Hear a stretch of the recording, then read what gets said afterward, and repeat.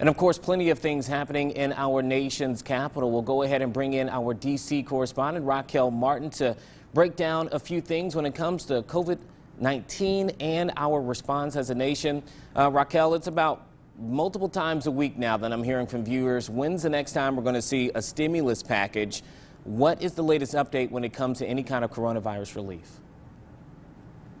Well, unfortunately for the millions of Americans awaiting a second round of stimulus checks or aid from the federal government, it looks like they're going to continue to have to wait because, there is still just a gridlock on Capitol Hill. Now, this week we did see a bipartisan group of lawmakers come together and try and introduce a compromised $2 trillion relief package, but that bill really isn't getting traction from either side of the parties. Now, Republicans say that bill still is too expensive, and Democrats say it doesn't do enough.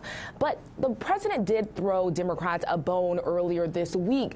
He said that Republicans should entertain potentially spending more money on a relief package. But Republicans I talked to, even shortly after that tweet, say they are drawing a line in the sand. They do not want to spend more than $1.5 trillion.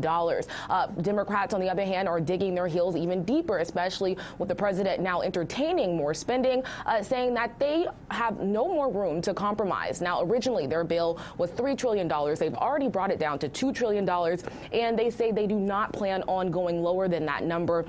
Now, lawmakers on both sides of the aisle not budging on this issue. We're still in the same spot that we have been for weeks, and it's unclear if we're going to be able to strike a compromise before Election Day. More and more lawmakers I'm talking to are not optimistic about that probability. Now, that's the economic response. Now, the actual health portion of all of this. Top health officials responsible for coming up with a vaccine did meet up this week. What's the latest on a possible coronavirus vaccine? Well, for weeks now, we hear the president say that he thinks a vaccine will be available before or near Election Day. But we heard from the CDC director this week, and he actually contradicted that statement. Now, he does say that he believes a vaccine will be available come that time, but it will not be available to the general public, he says, until next year, mid-next year at that.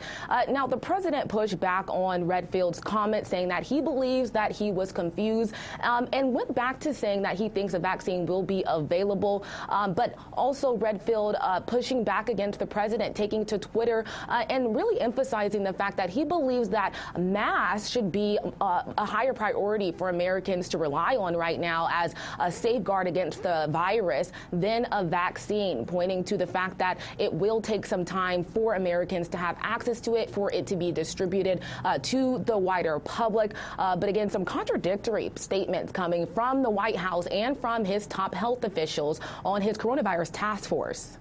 All right. Well, thank you for those updates. As always, Raquel Martin from our D.C. Bureau with the latest on coronavirus response in our nation's capital. Raquel, thank you. Thank you.